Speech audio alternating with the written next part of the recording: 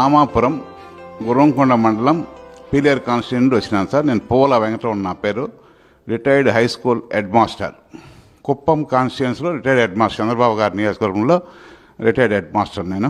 తర్వాత ఈరోజు మన పార్టీ మీద అభిమానంతో నేను పవన్ కళ్యాణ్ గారికి నా ఒక నెల పెన్షన్ 61,116 డీడీ తీసుకొచ్చి పవన్ కళ్యాణ్ గారికి ఇవ్వడం జరిగింది. కానీ సారు, మీ జేబులో ₹1 ఉందా?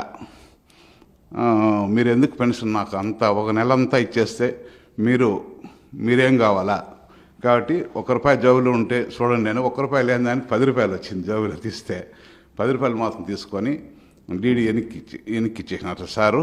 రాష్ట్రాన్ని కూడా ఒక కుటుంబంగా చూసే పరిస్థితి నాకు అనిపించింది అప్పుడు.